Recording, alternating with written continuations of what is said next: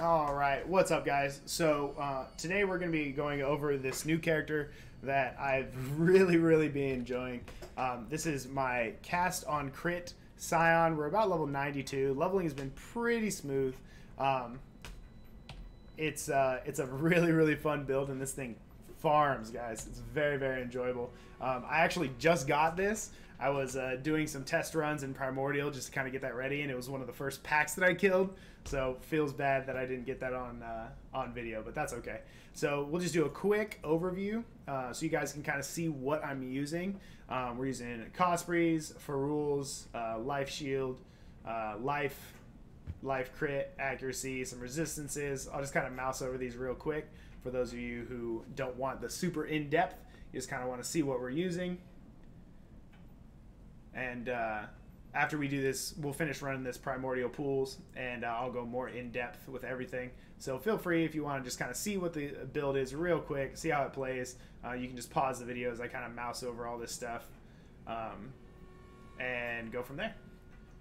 So let's show you guys what this build's all about and this Primordial Pools real quick. Like I said, we did start clearing it here a second ago, but that's all right. We'll just go through. I don't do any editing on my videos or anything like that, guys, so what you see is what you get. I got some... Oh, allies cannot die. There we go. Come on, Einar. There you go. Oh, there were actually two right there. So it's pretty efficient. This is a T14 Elder Primordial Blocks map. So this is definitely a higher map. Mods are a little rippy. You got some monster life, got some minus resistances. This build is very tanky, guys. So if you're looking for something that's a little bit more survivable than your standard Cast On Crit builds, this is probably the build for you. It really cleans up Betrayal content nice. This is a T15 Transport Betrayal, and this content's pretty rippy, and we just handle it like it's nothing. So it feels real good to run this. Actually, see. Janice losing all regs. Yes, I'm a Perandus, but do that. If I have a moment for last words, I'd like to say, above all, this job they have me doing is beyond boring. Oh, bargain. Let's go for some entertainment. All right. So, as you can see, it's really good. This is a good showcase of a little bit of every, of all the content. You got Betrayal, you got Essence, you got Bestiary. Lots of good stuff on this map to kind of show you guys how it handles all the content. And we got some Elder portals going on. So it cleans up quite nice, even on T15. Ooh, Maze of the Minotaur, feels good. Handles the portals really well. As you can see, my life barely ever dips, and that's mainly because of the combination of our evasion and all of our multiple layers of defensive stacking, while also maintaining pretty solid damage. I have killed Red Tier Elder and Red Tier Guardians with this build. Those are going to be in the description below if you want to check those out. But there it is, guys. Pretty much, I won't go through the whole map just for the sake of time on the video, but you kind of get the idea. Cleans up well, very fast, good damage, etc. So here, we'll go back into town real quick. Go to our hideout, go over the build in a little bit more in depth. So we're using Cosprey's Malice. This is a great weapon. It's a little expensive. You can do a budget version and use a Scava. It's actually going to give you a little bit more crit, but you won't get the added cold damage to spells or the extra crit chance against chilled enemies. But that's okay because you can still run Ice Nova and Frostbolt on your chest. It still works, but that is the budget version, is to use a Scava instead of a Cosprey's. But in our Cosprey's, we're linked with Frostbolt, Ice Nova, and GMP, and the reason we do this is because in 3.5 not only did they change the internal cooldown of Cast On Crit, but they changed how Ice Nova and Frostbolt interact. Ice Nova got a big buff, and the way that it works is the Nova actually expands from Frostbolts. So when you're using GMP with Frostbolts, you crit with the Cospreys, it sends out the Frostbolts, you crit again, it sends out the Ice Nova that then also expands from 2 Frostbolts. So you're getting 3 instances of Ice Nova AoE damage with 1 crit. So it's very valuable, really good combo. You don't need to worry about qualitying Ice Nova because all it gives you is the increased AoE, which isn't super big deal. So you don't have to worry about buying 20 gems or anything like that, so that's another boost. We're using Ferules because I love this helm. Aspect of the Cat is amazing. So if you look at what Aspect of the Cat does, it gives you the agility buff, which gives you attack speed, and then when it swaps, it gives you 100% increased critical strike chance, and that's global, so that applies to your Cyclone for casting your spells and to your spells. So it's very, very, very valuable. Almost no mana reservation required, so highly recommend this. You can run a Starkanjas, you can run Rat's Nest, things along those lines. I like Ferules because it gives you that 1% critical strike chance, which also is global and increases your spell crit strike chance, which has a default of 5%, which is pretty low, so you kind of usually have to scale crit on spells pretty hard, but this kind of helps you get away from that. Blind enemies is also good because we're evasion based, so we're blinding, we're evading, we're blocking, we're cycloning for that passive dodge, and we're very, very survivable. And then increased damage with hits and ailments against blinded enemies. Again, when you blind stuff, your spells are doing 47% increased damage. So in this build, I can get away with not using something that has life on it or anything like that, because as you can see, we still have plenty of life. We're at over 6k life, and I can scale more life. So if you want more survivability, you can go up to over 7k. You can go down to like 55 if you want a little bit more damage, but as you can see, cleaning up T15 maps and T15 Betrayal content pretty smooth, so not really necessary in my opinion. For reservation, we're running Warlord's Mark. We are running Herald of Ice and Aspect of the Cat, so those are our 3 auras. Gives us plenty of mana left to cyclone around really, really comfortably, even on no regen maps because of the Leech. So the Leech from this and the Leech from this gives us about 2.6% damage, period, like spells, everything, Leech to us is life, which helps a lot with our survivability. This shield, right now, we're not using a Lycosidae, just because I don't really want to use one if I can get away from it. The build's already kind of expensive with a Cosprees, so I'll probably switch over to one at the moment, but right now, I got this for like 4C, which was ridiculous considering it's got 126 life, some chaos res, and a little move speed on it, and more evasion rating to, again, multiple layers of defenses. We got our Aziri Steps, just for, again, more evasion, chance to dodge spells, good movement speed, good life, good evasion rating. On our jewelry, we're running accuracy rating as a primary, simply because we're not running a Lycosidae. So if we do switch over to a Lycosidae, we'll probably re-roll our jewelry, but this is what we're using at the moment. Crit, accuracy, life, little resist, some damage. That damage is part of the new crafting stuff. You can craft that. Tier 2 goes up to 16, but I got 2 with 15 on it, and they match, so yay. Little int, accuracy, global crit, life. Nothing too crazy on gear here, guys. You do need a 6-link carcass jack. You can do this on a 5, and if you're on a 5-link, you would probably just drop either the conch effect or the hypothermia. I would recommend the hypothermia because conch is a 50% more area damage modifier, while hypothermia is only a 39%. So if you're doing a 5-link, it's going to be Ice Nova, increased critical strikes, conch effect, Cast On Crit, and then either Cyclone or Blade Flurry. I just choose Cyclone because I find it to be easier to proc. You don't have to stand still and channel, but either work, really. So that would be your 5-link, and then drop your Hypothermia in as your 6-link. Gloves, nothing special. Accuracy, life, pretty decent resistances. Nothing great here. Belt, life resistance, a little extra damage, etc.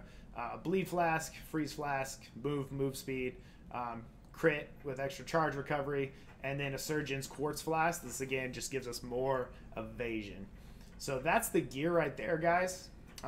We'll go into the passive tree real quick. So we are a Scion, so we came up through here, grabbed Assassin for, again, more base crit, because Cosprees is really good, but it's got a very low base crit chance. So it's not as good as like Foil that can get up to 8% with 2 attack speed. So we want to scale up our flat. So with our with our increased critical strikes, that gives us about 2%, 3%. That makes that about 8, almost 9% base crit. So we're doing very, very well. Right now, without buffs, we got 87% chance to hit. And we'll go over to here. So without power charges, without anything, and without our aspect of the cat, we're at 61%.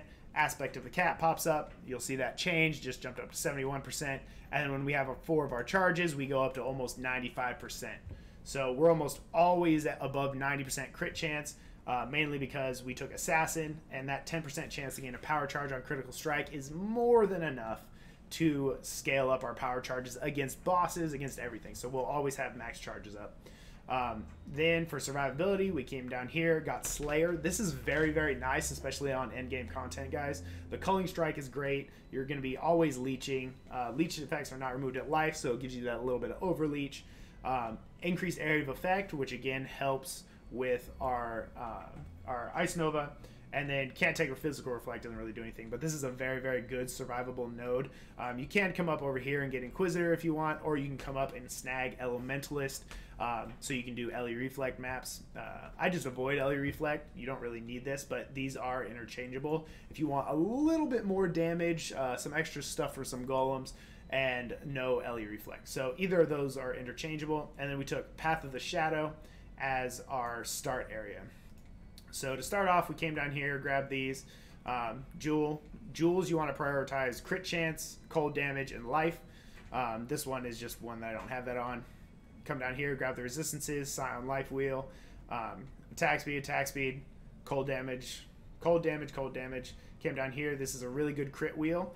For this, guys, you want to try and avoid crit chance with swords or flat crit chance with spells. If you can get both, it nets you more overall damage. So the crit spell crit wheels you want to grab if you can, but you want to grab the global stuff first, because the more your weapon is critting, the more often you're casting spells, and the more often you're casting spells, the more damage you're doing. So it kind of double dips as far as your crit goes. So you want to grab these global crits if you can.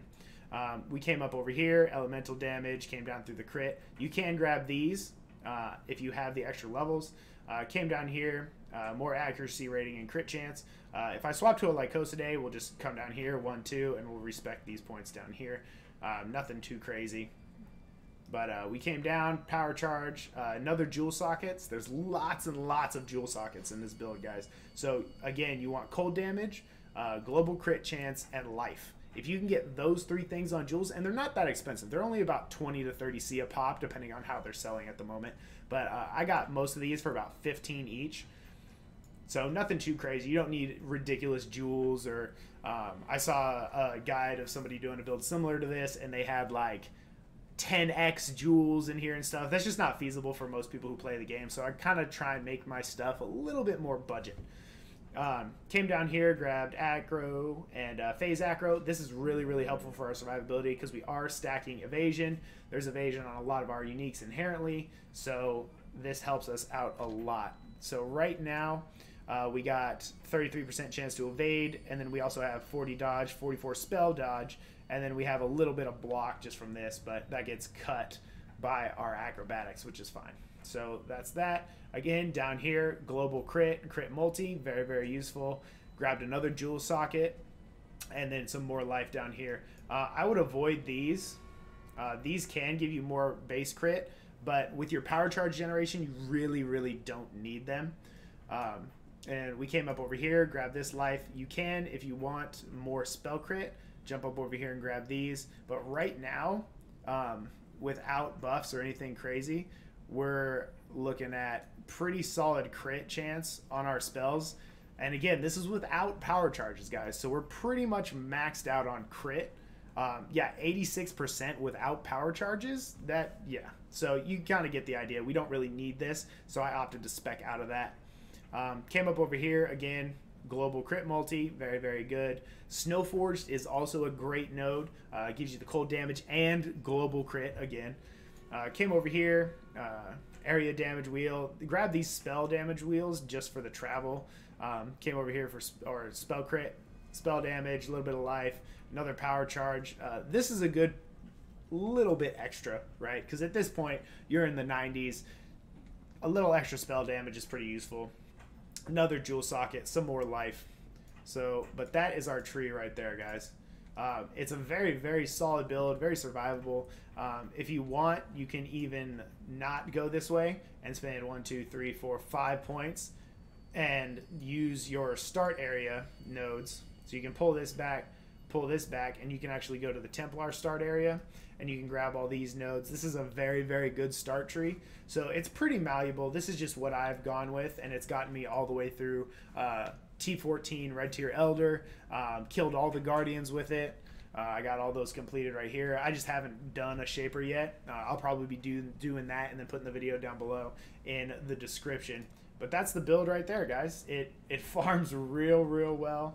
It's a lot of fun to play, and I highly recommend it. For cosmetics, we are using some new cosmetics. This is all the stuff from the Mystic stuff from the Fairgraves boxes. I got pretty lucky.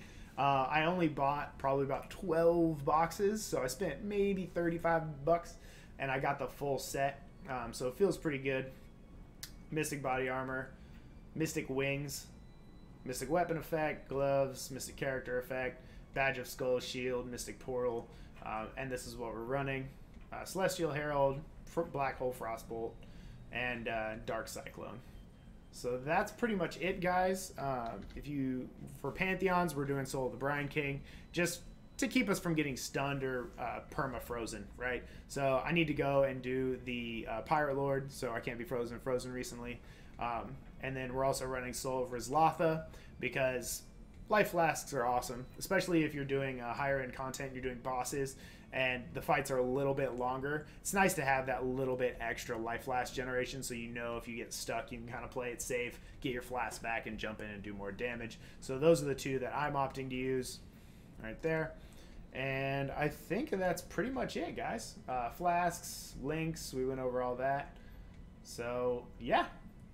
That's it, guys. Enjoy. I'm going to put the POB for this and all the videos accompanying this build specifically in the description. Make sure to check those out. And thanks for being here, guys. I really appreciate it. And we stream on Twitch almost every day. We do lots of Path of Exile, some Monster Hunter, a little bit of Warframe and other stuff in here. But I wanted to make this build guide video because I've been meaning to do this for a long time. But my wife just had a baby on Christmas Eve, so I've been a little busy with that. But better late than never. I hope you guys enjoy, and Happy New Year.